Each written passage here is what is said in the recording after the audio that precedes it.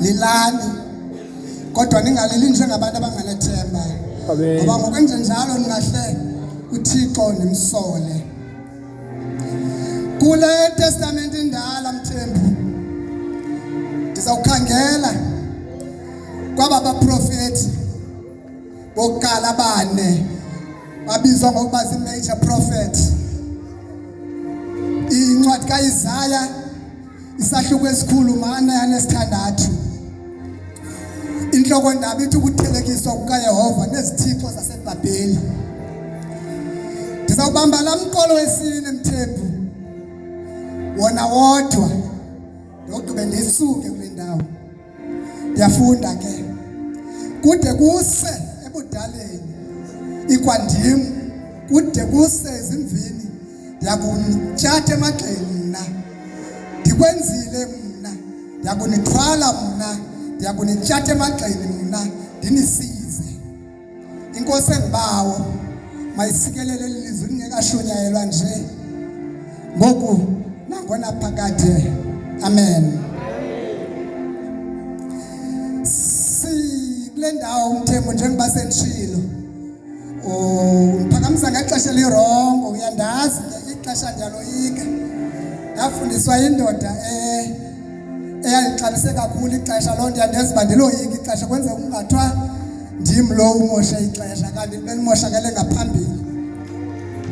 Le ncwadi ke ibizwa ngalo mprofeti odumileyo besendishilo bathi abaphengululi bezibhalo wayephile eJerusalem malunga nalaa nyaka ka-700 BC. Ndakunitshatha emagxeni am ndinisize. Ukusuka kwisahluko sokuqala uyokuma kwisahluko 3:9 ithetha ncakasana ngobomi balo Mshumayeli. Hlobo zami ezithandekayo ndakuntshatha emagxeni ndinisize. Mandimyeke Mthembu mandimyeke lo mbhali ngenxa yexesha kodwa kule ndawo sifunde kuyo kuyabonakala ukuba uthetha nentsalelo yabantu ababethinjiwe eBhabheli bentshilo ngoba kakade abantu bakaThixo bebenesimbo sokulibala ukukhonza uThixo bakhonza izithixo. Ithi ke loo nto yakwenzeka uThixo abanikezele ekuthinjweni bakabonga uThixo. Hlobo zami ezithandekayo ndawutyatha ke emagxeni am ndinisize boba wona ndiboma sawuthetha loo nto lisaphola lapha eMabheleni noba ngoku itshafa amadolo intsawunje ndinemibuzo engaphenduleki. Ingaba bekwenzeke ntoni ukuze umntakwethu abe ulele kule ndawo kodwa ikhona indoda enelinga lokutyatha abantu abaphelele ngamandla. Hlobo zami ezithandekayo ilaa ndoda Mthembu eyake yathetha ngelizwi ithi mbali kaThixo ulapho inyane kaMramu uyolusa iimpahla zikayisomkayo.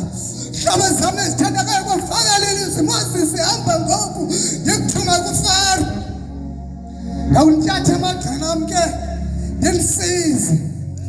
Hlobo zami ezithandekayo ithi mbali kaThixo uza ngetsholo kulo mzalwane wabonela itsholo ithi mbali kaThixo wasondela bona sisimanga letsholo elitshayo kodwa lingade liphele.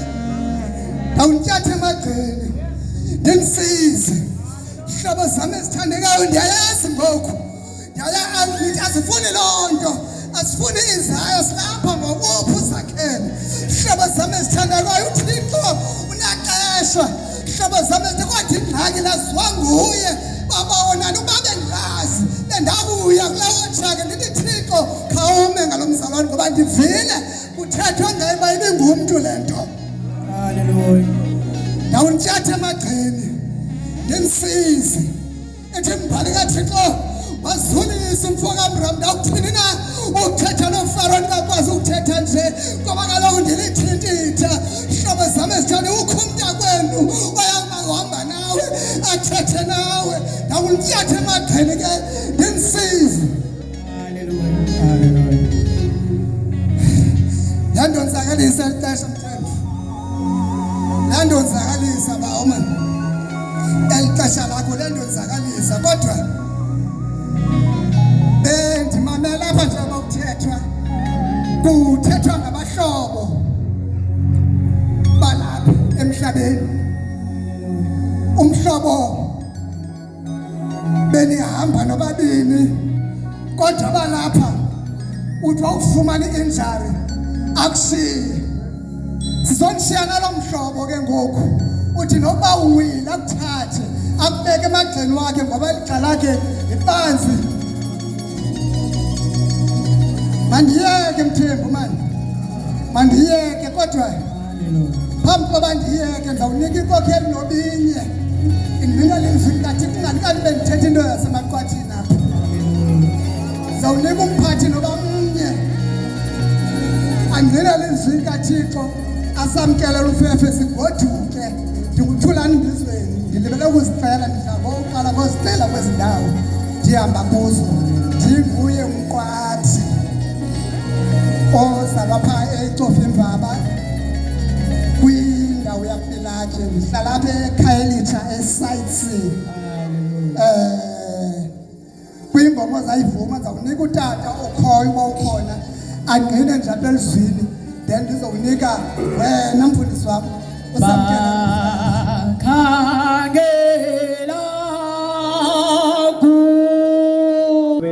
ndihlala apha eKuyasa. Amen. Hayi haleluya. haleluya Hayi amen. haleluya. Siva utata ethetha ngalo mprofeti uIsaiah. Hayi haleluya. Hayi amen. haleluya. Siphuma ku2025 singena ku2026. Hayi haleluya. uThixo sabeka izithembiso zakhe. Hayi haleluya. haleluya. Hayi amen. amen. Uthasiphi isikhali esinokunenzakalisa. Hayi haleluya. uThixo sabeka izithembiso zakhe. Bangcwele. Haleluya. haleluya. Elilizwi linithi nguquko. Abantu abazoguquka kwixesha lomnqophiso abazophakamisa izandla bathi Nkosi siyavuma ukuthi wena usithwele kuthekwa lapha usahamba nathi Thixo. Hayi haleluya. Uthi ke wolithwala emagxeni akhe nasebungwazini uThixo akamshiyi umuntu. Hayi haleluya. uThixo akamshiyi umuntu wakhe. Namhlanje siphethe indoda ethwala abantu, indoda enomusa phakathi kwamadoda angenanceba. Mama yeke lalale ngoxolo kude kufika imini yokhulwa kwakhe. Utata wabi xa ithetha uthi undidilizile walincothula njengomthi. Themba lakho. Themba lakho mama lincothule. Hayi haleluya. Kodwa thuthuzeleka namhlanje. Uthi after he has tested me I will come out pure as a gold. Andicikidile bendiyakuphuma njengegolide. Namhlanje mama mthulu uthi cwaka. Haleluya. uThixo uzayinceda impilo yakho. Kodwa xa ndizawuthandaza nje tatam, xa ndizawuthandaza nje namhlanje, amen, funa abantu abavumayo abathi Nkosi nathi siyavuma usithwele saphuma ku2025 siku26 ngoku usithwele wasityatha emagxeni akho. Funa abantu abathoyo kulonyaka yi-challenge bazalwane. Haleluya. Uthanyelo lusaqala kodwa ufuna abantu abavumayo abathi Nkosi nathi usithwele emagxeni